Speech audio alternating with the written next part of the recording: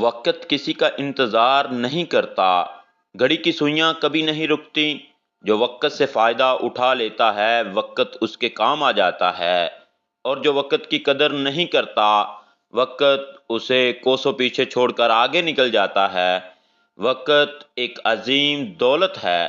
وہی شخص دنیا میں عزت و ثروت حاصل کر سکتا ہے جو وقت سے فائدہ اٹھاتا ہے، اس کی قدر کرتا ہے اور اسے ضائع نہیں کرتا۔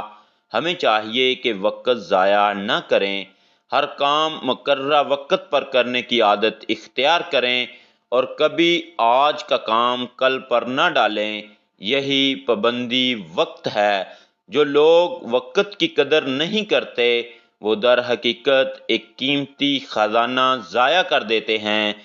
گزرا ہوا وقت کبھی کسی قیمت پر بھی واپس نہیں آتا۔ پابندی وقت کے ساتھ اگر ہم محنت کریں تو ہم اپنی اقتصادی حالت درست کر سکتے ہیں، عزت کی زندگی بسر کر سکتے ہیں۔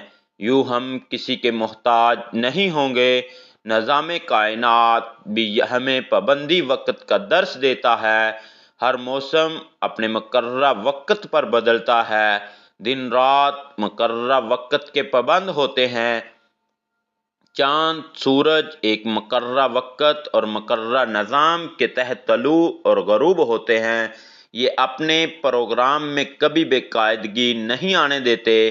انسان اشرف المخلوقات ہے، وہ اگر پابندی وقت کا عادی نہیں ہوتا تو یہ اس کی نہ سمجھی یا نااہلی کے سوا کچھ نہیں ہے۔ طالب علم اگر سکول نہ جائے تو تعلیم حاصل نہیں کر سکتا۔ کسان اگر فصل وقت پر نہ بوئے، وقت پر پانی نہ دے اور وقت پر نہ کاٹے تو کچھ بھی حاصل نہیں کر سکتا۔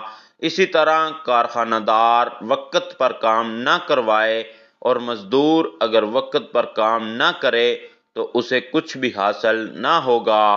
دنیا میں کامیاب زندگی جینے کے لیے نہایت ضروری ہے کہ وقت کی پابندی کی جائے اور ایک لمحہ بھی ضائع نہ کیا جائے۔ اللہ تعالیٰ نے بھی ہمیں وقت کی پابندی کا حکم دیا ہے۔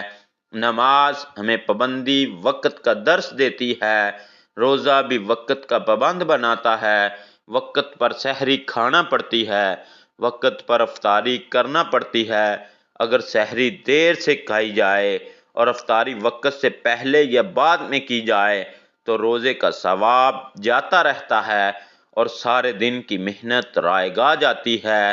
اصل میں روپیہ پیسہ دولت نہیں بلکہ وقت ہی دولت ہے، کیونکہ دولت وقت کی محتاج ہے۔ وقت سے ذرا سی غفلت برتیں تو دولت بھی انسان سے دور ہو جاتی ہے اور انسان کا لاش ہو جاتا ہے۔ چنانچہ ضروری ہے کہ وقت کی قدر کی جائے اور لاپرواہ ہو کر وقت ضائع نہ کیا جائے۔ ایسا کرنے سے نہ عزت رہتی ہے، نہ دولت، نہ صحت۔